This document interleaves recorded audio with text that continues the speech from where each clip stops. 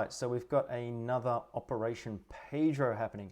So this is where the New South Wales Police come and attack cyclists as much as possible and basically do nothing for safety and revenue raise as much as possible. Bicycle New South Wales sum it up pretty great. They say that it's a safety thing. Rider numbers have decreased, injuries and deaths have risen. So clearly it's doing absolutely bugger all, yet they still continue to do it. So this is from the New South Wales Police Force's page. And you can see here, this is from 2014. So Pedro 2 was done following a rise in injuries and fatal crashes. So 4 years on, you're still seeing a rise. You're doing this multiple times a year. Do you think you're having any impact? Obviously not. But they still maintain it's for safety. Of course, in New South Wales, we do have the minimum passing distance laws, which were brought in. High five to the guys at Safe Cycling Australia for that. So if they're out here for safety, what would happen if you went up to the police guys that were out on Operation Pedro and reported a minimum passing distance violation? Because they're out in force for safety, they should be quite accepting. Well, let's have a look. So this is what happens when you try and report a minimum passing distance violation during Operation Pedro.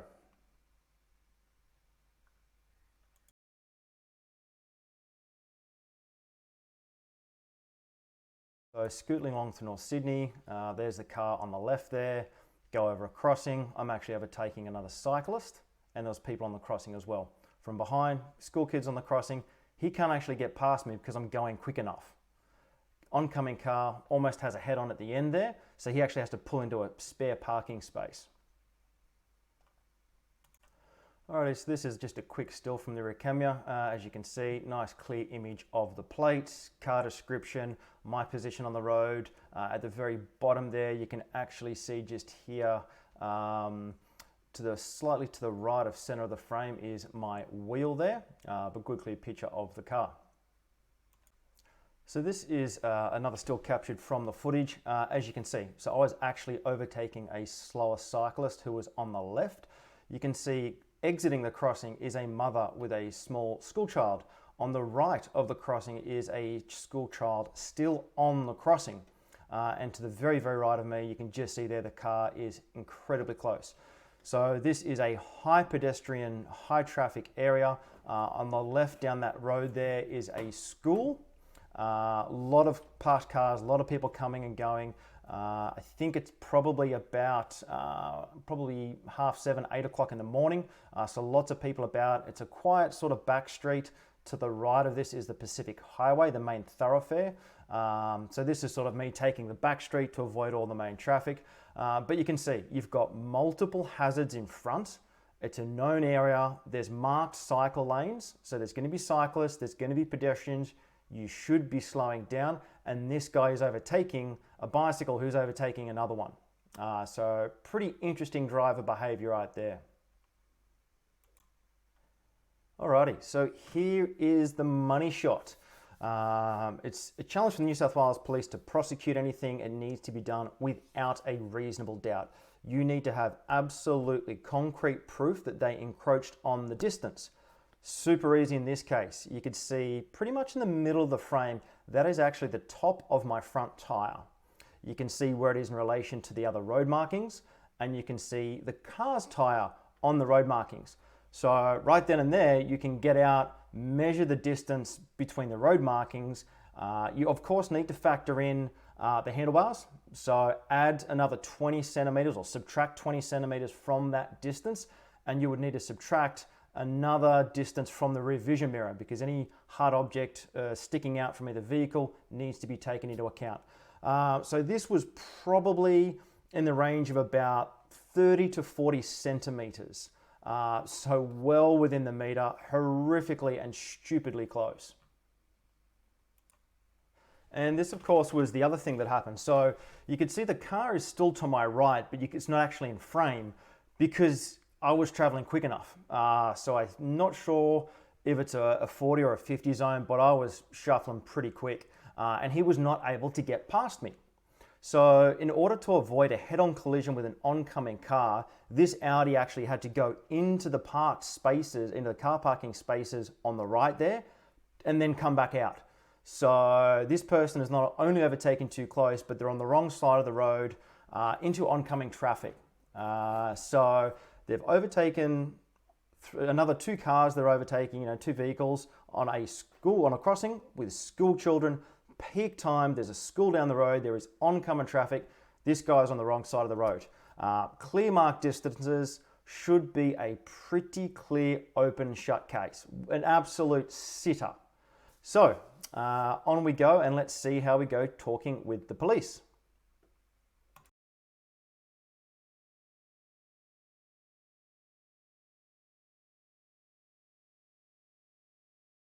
How you doing?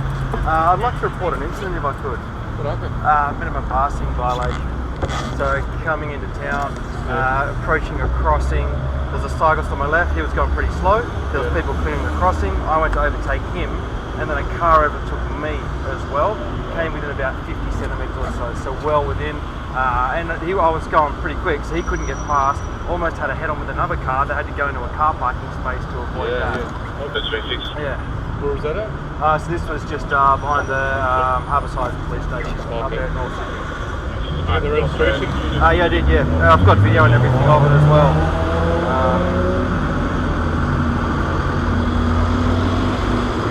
There's like a bit of camera there. Yeah.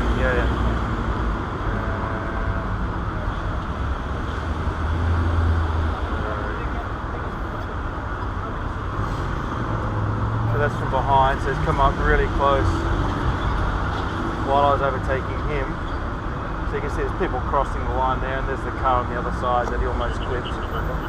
Coming the other way, and he just couldn't get past because he was going too slow. Is that that's the only footage you got of it? Yeah.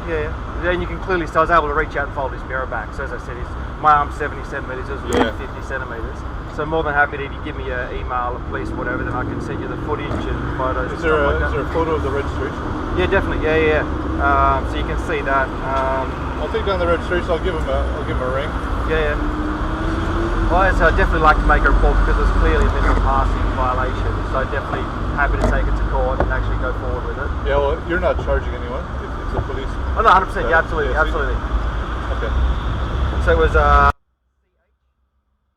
Is there footage of it? Yeah, absolutely. Yeah. But I mean, it's going to be hard to see on a phone, but yeah, I can email you, send you stills and everything as well.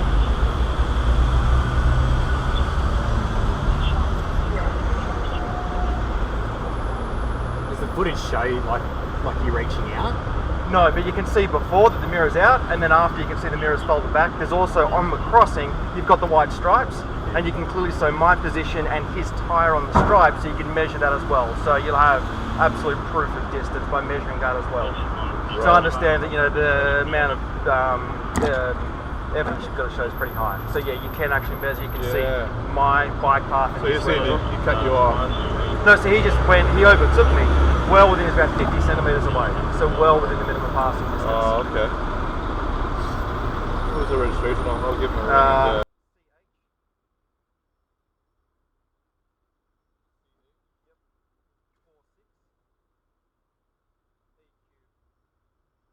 Where was it at?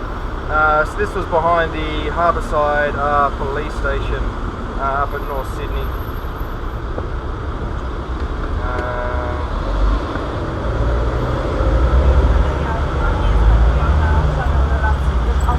So it was, let me have a look. Southbound on West Street. At the intersection of Ridge Street, R-I-D-G-E. Ridge, yeah? Yep. Cool. Alright, thanks for that, man. No worries. Can I get do you have like an email or something I can send you the stuff to? Yeah, absolutely. Yep.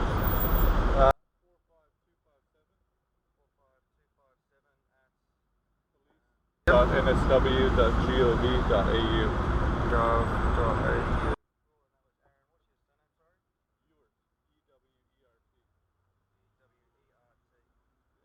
Much appreciated. Alright, what time was that at? So that was on the 9th of Feb, about 8 o'clock in the morning. 9th of February? Correct, yeah.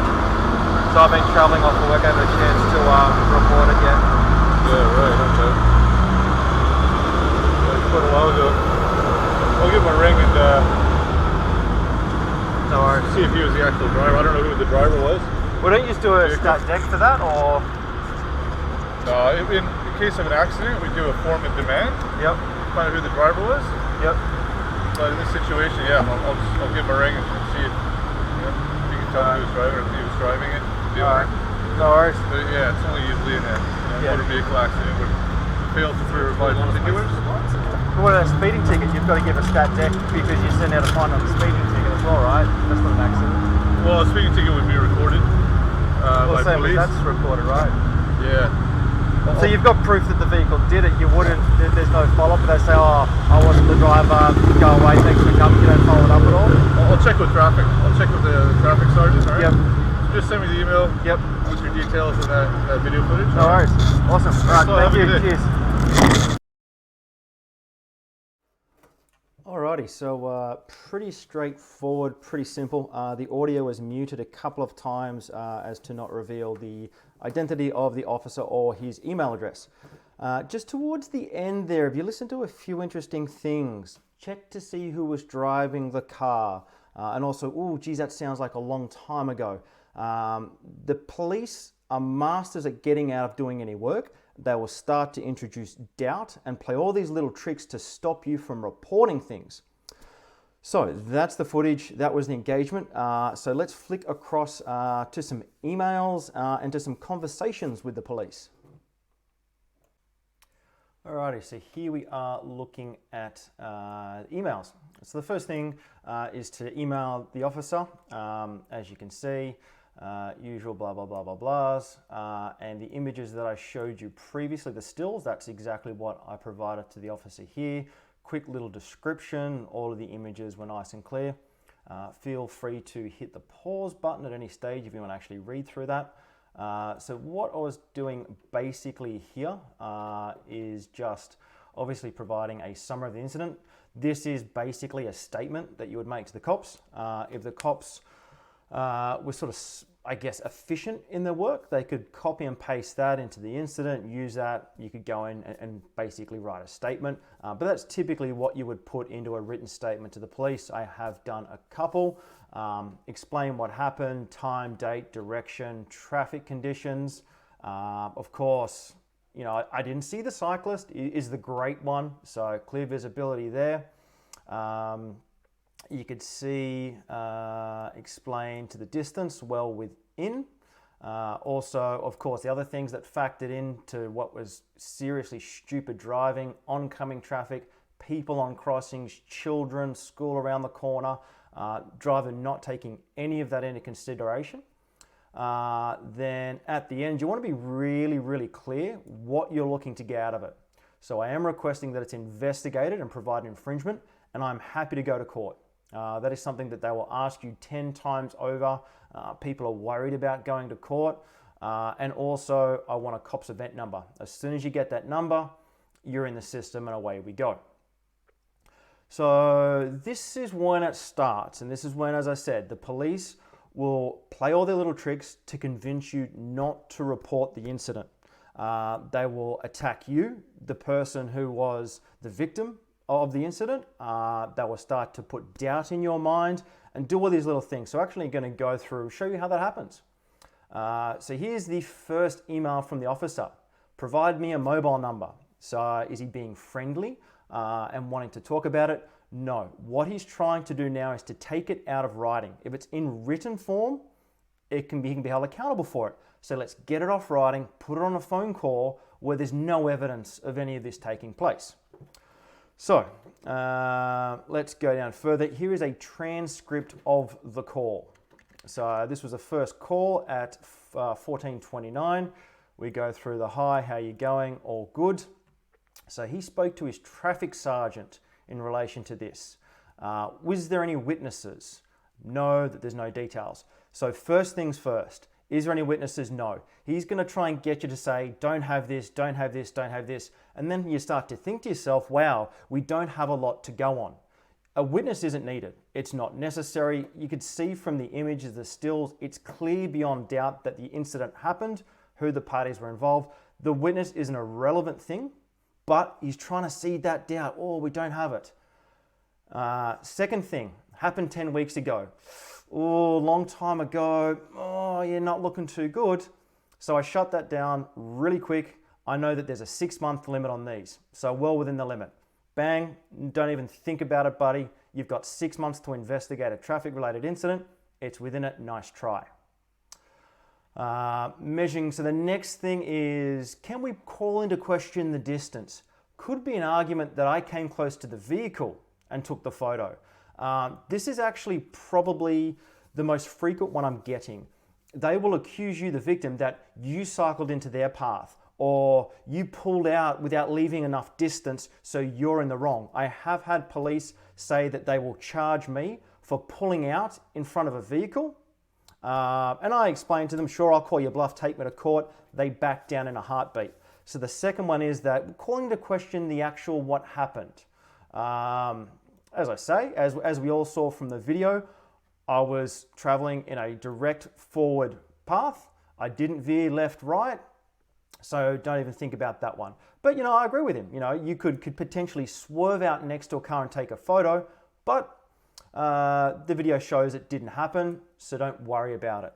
So that one shut down as well. So the next one, it's all too hard if we weren't there. Becoming less common. So if the police weren't at the incident, we can't do anything.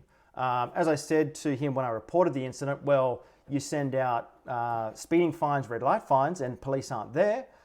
Do you have to be there to solve a murder case? Of course not. So the police don't have to be in an incident to be able to move. I explained that. The video shows what was happening, the direction, the traveling. You can prove it with the footage. At this point, he's pretty stuffed.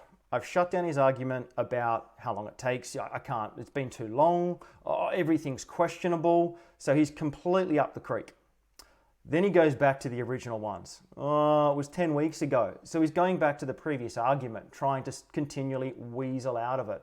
If there's any reason I didn't report it, not relevant, completely irrelevant, but still trying to seed the doubt, make me think and feel as I'm the bad guy and I've done something wrong by not reporting it quick enough. I was traveling for work. I wasn't actually in the country for quite a bit. Yeah, okay. And this is an interesting one. Just not enough evidence to go ahead. I could ring him up. So he's making it sound like he's actually going to do something. Is he actually going to ring them up? I would firmly say no. You cannot trust the police when it comes to cyclists, any matters involving cyclists. Chances are he's not going to do a thing, but you'll say, oh, that's good. Yeah, no, that sounds reasonable. But it's him just not doing anything. But as far as him taking it to court, and then he actually pauses and he doesn't say, I can't take it to court, chances are he knows he definitely can, and he just doesn't want to. So I explain, which is true. I've had incidents like these go through successfully. So I have put through minimum passing distance violations. They were successful, as per what the police told me. I would still like to do a GIPA, or Freedom of Information request, because I simply don't trust what they say that they went through with it. I explained to the officer, he's got concrete proof of the distance from the road markings, and the videos prove the path. Again, I'm reiterating, you've got everything, it's concrete, but clearly he's just not going to bother, and he's not going to say, yes, I'll go forward with it. So there's no point going back and forth, back and forth, back and forth. So then you have to get to the magic words. I explained, not a problem. If they're not going to, if you say that there's insufficient evidence, it's at their discretion. If the police don't want to do anything about it, not a problem. I'll just need an incident number, which they have to provide. If you're requesting an incident number for an incident, they must provide it. Then look at that. All of a sudden, it's all going to be in writing, and they'll have to do something about it. So that's probably the most important thing you need to do. Forget about, oh, we can't do anything. No worries. If you can't do anything, you're not going to do anything. Let's just get an incident number. At least then there's a record of this existing.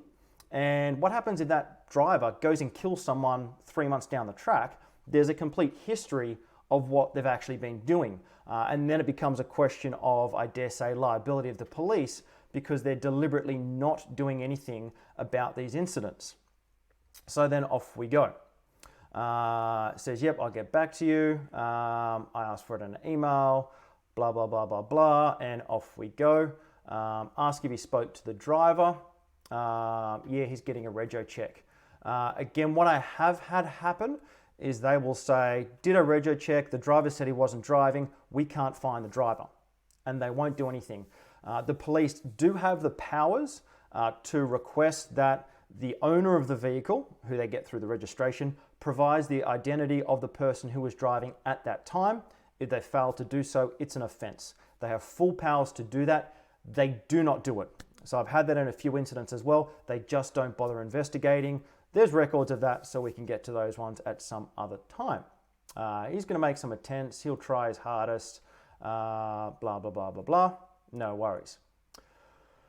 So I'm assuming he goes off and speaks to somebody because then I get a call back pretty quickly.